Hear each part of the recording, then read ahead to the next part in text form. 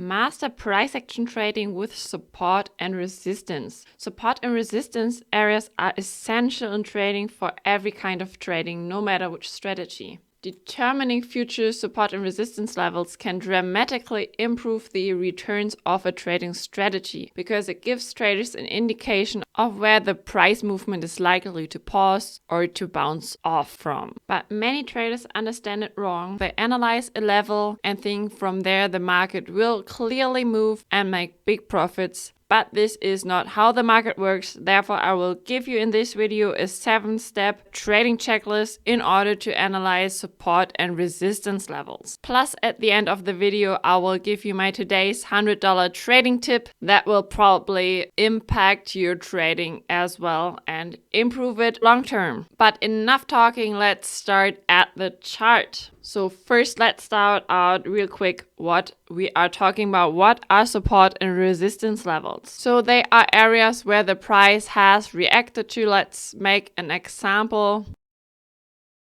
This is a pretty obvious area, the last high that we saw in this market. So support and resistance areas are areas where the market has reacted to in the past and is more likely to act to in the future again like it did here. And resistance occurs when an uptrend is expected to pause temporarily, and on the opposite, support occurs where a downtrend is expected to pause temporarily. So far the basics, so let's dive into. So which criteria do we have to look out for in order to identify the really significant support and resistance areas? And the first step is we need to be on a higher time frame. Like here we are on the daily time frame, and definitely on the higher time frames we find the really significant levels that are relevant for our trading. On the lower time frames, like 50 minutes or something, of course you find those levels there as well, but they are more weak ones and not the significant ones where the market really orientates on. So this is the first step, to go on the higher time frame to get an overview for the significant levels. And second step, we look out for the swinging highs and lows, so the recent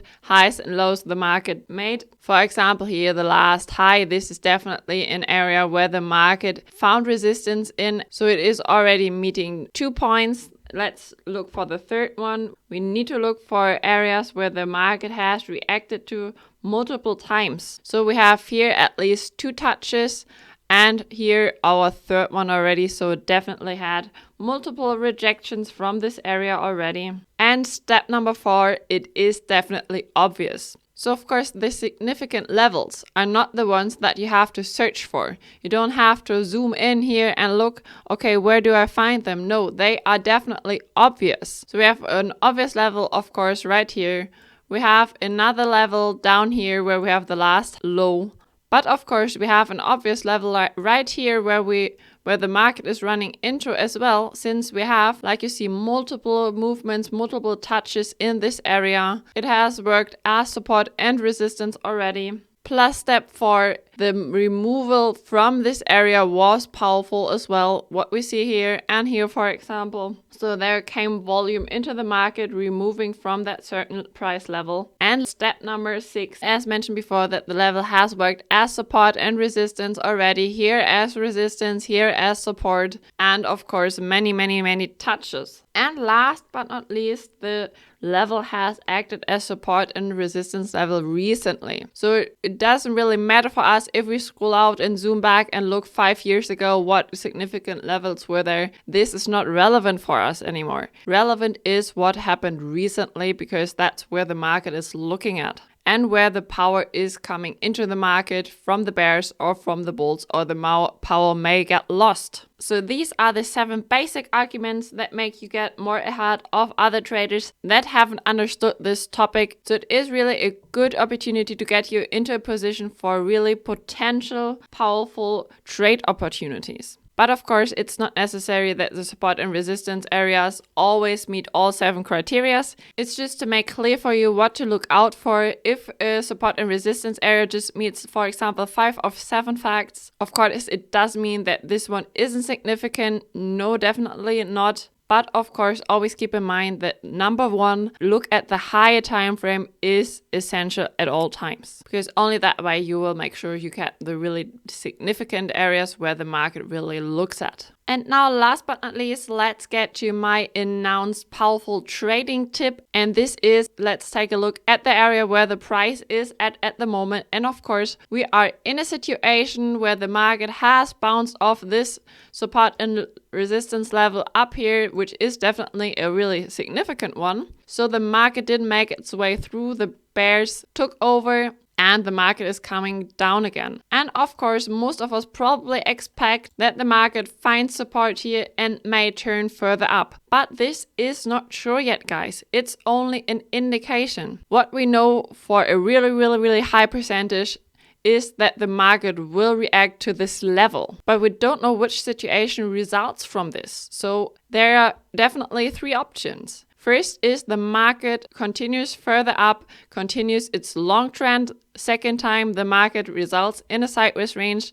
And third one, the market makes a pullback and then goes short. And we don't know yet which situation is gonna occur, so please don't step into the trap of FOMO, fear of missing out a trade. There is no need to do that. Please get yourself in your situation first, where you have defined your exact rules, where you have made an exact trading plan for you, what to do in which situation. That way you can lean back and watch the market first. And as soon as the signals for a certain situation come, that is the moment where you will start entering a trade. So there's no need to get nervous, because who gets nervous makes mistakes. And of course, we will use the advantage of going to a shorter time frame, M15 for example. Then we will go down and look for a trade entry there, and for the trading setup that confirms that this is the time to enter the market right at that moment. That way we will make sure that we only enter those trades that are really high potential trades with a big possibility that our trade is going to end in profits. And of course we want big profits, so good analysis first and then the trade. That's it for today. If you like this video, please don't forget to give it a thumb up. And if you have any questions or recommendations, please leave a comment below. I will be really happy to read those. And then I will hopefully see you next week with the next video. And don't forget to subscribe to my channel to get noticed by that. Bye bye. See you then.